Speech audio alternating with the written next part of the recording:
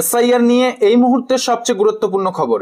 2002 সালের ভোটার তালিকাতে যাদের নাম ছিল না, যারা আত্মীয়ের নাম দিয়ে ফর্মটি পূরণ করেছেন, অর্থাৎ বাবা মা ঠাকুমা ঠাকুরদার নাম দিয়ে এসআইআর এর ফর্মটি ফিল আপ করে জমা করেছেন, এবার তাদেরকে হিয়ারিং এ যেতে হতে পারে। হ্যাঁ, ঠিকই শুনছেন, কমিশনের ইতিমধ্যেই সম্পূর্ণ নতুন নির্দেশ অন স্ক্রিন দেখুন। 2002 সালে নাম না থাকা ভোটার 50% বেশি। কমিশনের নির্দেশে ফের তথ্য যাচাইয়ে বিএলওরা, আবারও কিন্তু তথ্য যাচাইয়ে বিএলওরা ইতিমধ্যেই তড়িঘড়ি কাজ শুরু করে দিয়েছে। কাদের কাদের তথ্য যাচাই করা হবে, কাদেরকে হিয়ারিং এ ডাকা হবে, এ নিয়ে কমিশনের তরফে কি সম্পূর্ণ নতুন আপডেট দেওয়া হয়েছে। যাদের নিজের নাম 2002 সালের ভোটার তালিকাতে ছিল না, বাবা মা ঠাকুরদা ঠাকুমার তথ্য দিয়ে এসআইআর এর ফর্মটি ফিল আপ করেছেন, তাদের নিয়ে ইতিমধ্যেই কমিশন কি নতুন আপডেট দিয়েছে, সমস্তটাই জানতে পারবেন আজকের এই ভিডিও থেকেই।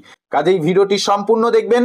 আর ভিডিওটি শুরু করার পূর্বে একটি ছোট্ট রিকোয়েস্ট, যারা চ্যানেলে নতুন চ্যানেলটিকে সাবস্ক্রাইব করে রাখবেন, ফেসবুক পেজ থেকে ভিডিওটি দেখে থাকলে পেজটিকে ফলো করে রাখবেন। অন স্ক্রিন দেখুন, রাজ্যের শেষ এসআইআর অর্থাৎ 2002 সালের ভোটার তালিকায় নাম নেই, কিন্তু নাম রয়েছে আত্মীয়ের, এবং সেই আত্মীয়ের নাম উল্লেখ করে ইনুমেরেশন ফর্ম পূরণ করেছে ভোটার। যেসব বুথে এই ধরনের ভোটারের সংখ্যা 50%-এর বেশি, সেই সব জায়গায় বুথ লেভেল অফিসারদের অর্থাৎ বিএলওদের ফের তথ্য যাচাইয়ের নির্দেশ দিয়েছে নির্বাচন কমিশন। তো বুঝতেই পারছেন, যেসব বুথে এই সংখ্যাটা 50%-এর বেশি, সেই সব জায়গায় কিন্তু আবারও তথ্য যাচাইয়ের নির্দেশ ইতিমধ্যেই কমিশনের তরফে দেওয়া হয়েছে। 2002 সালের তালিকায় থাকা আত্মীয়ের নাম উল্লেখ করে পূরণ করা ইনুমেরেশন ফর্ম বিএলও অ্যাপে আপলোড করার প্রক্রিয়াকে কমিশনের পরিভাষায় বলা হয় প্রোজেনি ম্যাপিং। আর এই ধরনের ভোটার হলেন প্রোজেনি ভোটার। জেলা প্রশাসন সূত্রে জানা গিয়েছে, এখনো পর্যন্ত রাজ্যে প্রায় 12 থেকে 15% অর্থাৎ 14,000 বুথে প্রোজেনি ম্যাপিং এর সংখ্যা 50%-এর বেশি। অর্থাৎ এইসব বুথে ভোটাররা শেষ এসআইআর এর তালিকায় থাকা আত্মীয় অর্থাৎ বাবা মা ঠাকুরদা ঠাকুরমা এবং দাদু দিদার এমনকি মায়ের বাবা মায়ের নাম উল্লেখ করে ফর্ম পূরণ করে বিএলওর কাছে জমা দিয়েছেন। সংশ্লিষ্ট বিএলও তা অ্যাপে আপলোডও করেছেন। এই প্রোজেনি ভোটারদের তথ্যই ফের যাচাই করতে নির্দেশ দিয়েছে কমিশন। 11ই ডিসেম্বরের মধ্যে গোটা প্রক্রিয়া শেষ করতে বলা হয়েছে। সূত্রের খবর, মুর্শিদাবাদ, মালদহ, নদিয়া, 2 দিনাজপুর, 2 24 পরগনার মতো সীমান্তবর্তী জেলাগুলিতে প্রোজেনি ম্যাপিং এর সংখ্যা 50%-এর বেশি বলে ইতিমধ্যেই খবর পাওয়া গিয়েছে। কিন্তু কেন 50%-এর বেশি প্রোজেনি ম্যাপিং ফের বুথ ভিত্তিক যাচাইয়ের নির্দেশ, কেন আবারও তথ্য যাচাইয়ের নির্দেশ দিল কমিশন? সূত্রের খবর, এসআইআর বিজ্ঞপ্তি জারির আগেই 2002 সালের ভোটার তালিকার সঙ্গে 2025 সালের ভোটার তালিকা মিলিয়ে দেখার কাজ হয়ে গিয়েছিল। দেখা গিয়েছিল দুই তালিকায় 66% ভোটারের মিল রয়েছে। আপনাদের ভিডিওতেও আপডেট জানিয়েছিলাম, এসআইআর বিজ্ঞপ্তি জারি হওয়ার আগেই একবার ম্যাপিং বা ম্যাচিং করে দেখা হয়েছিল 2002 সালের ভোটার তালিকার সঙ্গে 2025 সালের ভোটার তালিকা মিলিয়ে দেখা হয়েছিল, সেখানে 66% মিল পাওয়া গিয়েছিল। অর্থাৎ রাজ্যে মোট 7,66,37,000 ভোটারের মধ্যে 5,05,80,000 ভোটারের নাম দুই তালিকাতেই রয়েছে।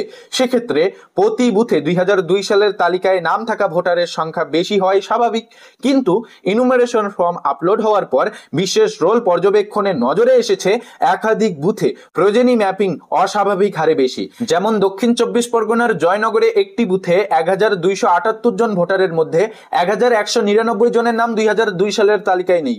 কুলতলিতে 85 নম্বর বুথে 1,154 জন ভোটারের মধ্যে প্রোজেনি ভোটার 1,002 জন।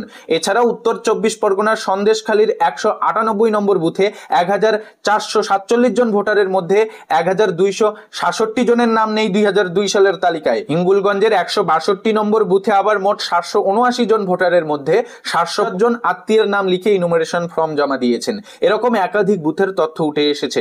আর এই তথ্য উঠে আসার পরেই 50%-এর বেশি প্রোজেনি ম্যাপিং হওয়া বুথের তথ্য ফের যাচাইয়ের নির্দেশ কমিশনের। তো কি কারণে কমিশনের তরফে আবারও তথ্য যাচাইয়ের নির্দেশ দেওয়া হয়েছে বিএলওদের, সেটা বুঝতেই পারলেন। যাদের নিজের নাম 2002 সালের ভোটার তালিকাতে ছিল না, আত্মীয়ের তথ্য দিয়েছেন। তো এই এসআইআর এর ফর্মটি অনেকেই বাবার তথ্য দিয়ে ফিল আপ করেছেন, অনেকেই আবার মায়ের তথ্য দিয়ে ফিল আপ করেছেন, কেউ কেউ আবার ঠাকুরদা ঠাকুমার তথ্য দিয়ে এসআইআর এর ফর্মটি ফিল আপ করেছেন। তো যে বুথগুলিতে 50%-এর বেশি প্রোজেনি ম্যাপিং এর তথ্য পাওয়া গিয়েছে, সেই বুথগুলিতে আবারও কিন্তু তথ্য যাচাইয়ের নির্দেশ দিয়েছে কমিশন। কেননা এর আগেই কিন্তু কমিশন একবার ম্যাপিং ম্যাচিং করেছে, সেই তথ্যের সঙ্গে বর্তমানে যে তথ্য আপলোড হচ্ছে বিএলও অ্যাপে, সেই তথ্যের সঙ্গে মিল পাওয়া যাচ্ছে না। কাজেই কিন্তু আবারও কিন্তু তথ্য যাচাইয়ের নির্দেশ দেওয়া হয়েছে। তাছাড়াও ইতিমধ্যেই অনেকেই জেনে গিয়েছেন, 11ই ডিসেম্বর 2025 থেকে পশ্চিমবঙ্গে এসআইআর এর কাজ শেষ হচ্ছে। এরপরেই বেরোচ্ছে খসড়া তালিকা, আর খসড়া তালিকা প্রকাশের পরেই কিন্তু হিয়ারিং এ ডাকা হবে।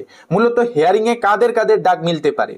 যাদের নিজের নাম 2002 সালের ভোটার তালিকাতে নেই কিন্তু বাবা মায়ের তথ্য দিয়েছেন বা ঠাকুরদার তথ্য দিয়ে এসআইআর এর ফর্মটি ফিল আপ করেছেন, ফর্মটি ফিল আপ করতে গিয়ে কোনো যদি তথ্য ভুল দিয়ে থাকেন, আপনাকে নিয়ে যদি কমিশনের একটুকু ডাউট হয়ে থাকে, নির্দিষ্ট ভোটারকে নিয়ে কমিশনের যদি কোনো সন্দেহ থাকে, তাহলে কিন্তু হিয়ারিং এ ডাকতে পারে।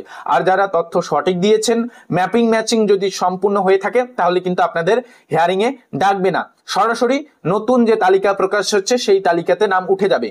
আর যাদের নিজের নাম 2002 সালের ভোটার তালিকাতে নেই, বাবা মায়েরও নাম 2002 সালের ভোটার তালিকাতে নেই, পরিবারের কোনো সদস্যরও নাম 2002 সালের ভোটার তালিকাতে নেই, তাদের 100% হিয়ারিং এ ডাক মিলতে চলেছে। হিয়ারিং এ ডাকার পর তাদেরকে কিন্তু ডকুমেন্ট দাখিল করতে হবে। কমিশন 11টি ডকুমেন্টের কথা বলেছে। 11টি ডকুমেন্ট নিয়ে আমরা অলরেডি ভিডিওগুলি দিয়ে রেখেছি। সেই ভিডিওগুলিতে আমরা 11টি ডকুমেন্ট নিয়ে বিস্তর আলোচনা করেছি। সেই ভিডিওগুলি আপনারা এই ভিডিওর শেষে পেয়ে যাবেন, চেক করে দেখে নিতে পারেন। তো আজকের এই ভিডিওতে আপনাদের এটাই আপডেট জানানো ছিল। কমিশনের তরফে আবারও জানানো হয়েছে তথ্য যাচাইয়ের কথা। 11ই ডিসেম্বরের আগে আবারও একবার কিন্তু তথ্য যাচাই করা হবে। যারা আত্মীয়ের তথ্য দিয়ে এসআইআর এর ফর্মটি ফিল আপ করেছেন এবং যে বুথগুলিতে এরকম সংখ্যা 50% বেশি, সেই জায়গাগুলিতেই কিন্তু যাচাইয়ের কাজটা করা হবে বা তথ্য সংগ্রহ বা তথ্য যাচাইয়ের কাজটা করা হবে। তো এই আপডেটটি আপনাদের জানানো ছিল। আপডেট ভালো লাগলে ভিডিওটিতে একটি লাইক করে দিবেন, চ্যানেলে নতুন এসে থাকলে চ্যানেলটিকে সাবস্ক্রাইব করে রাখবেন, ফেসবুক পেজ থেকে ভিডিওটি দেখে থাকলে পেজটিকে ফলো দিয়ে রাখবেন।